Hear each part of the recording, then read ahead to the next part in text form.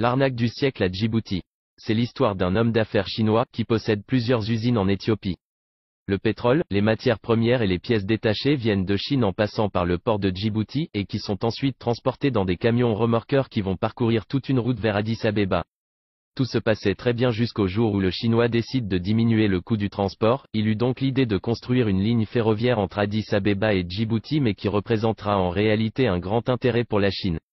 Pour cela il est parti proposer ce projet de 4,5 milliards de dollars aux deux chefs d'État, djiboutiens et éthiopiens. Comme Djibouti est tellement fauché et n'a pas les moyens d'investir pour un tel projet, le Chinois lui propose de prêter un crédit de 569 millions de dollars, qui sera remboursé en plusieurs échéances et le reste sera du côté éthiopien. Le président était d'accord pour cette opportunité. Mais avant de prêter cet argent le Chinois avait des conditions, qui seront comme suit. 1. Le projet de construction doit être attribué à une entreprise chinoise. 2. Toutes les locomotives et wagons devront être achetés de la Chine.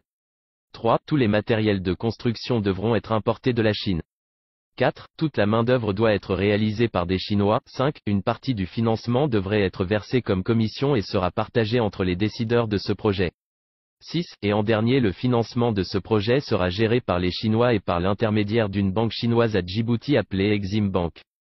Le président a fini par accepter les conditions et s'engage à signer le contrat avec les Chinois qui transféreront l'argent directement vers l'Exim Bank à Djibouti.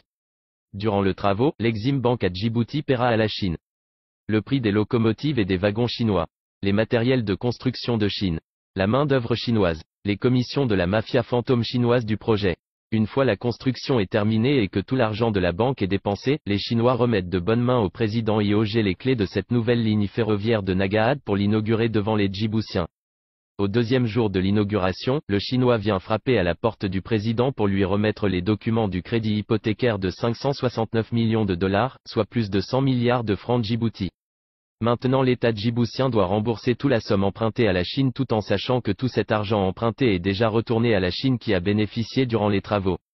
Autrement dit, les Chinois ont repris indirectement leur argent, qu'ils avaient prêté à l'État djiboutien, il ne reste plus qu'à rembourser ces arnaqueurs professionnels chinois avec l'argent des pauvres contribuables djiboutiens. Finalement vous comprenez à quel point les Chinois nous ont doublement bien arnaqués avec un putain de train que très peu de Djiboutiens l'utilisent. Et sachez chers Africains qu'ils continuent toujours à envahir toute l'Afrique par la dette avec différentes techniques de business arnaque, made in China. C'était l'arnaque du siècle à Djibouti, merci.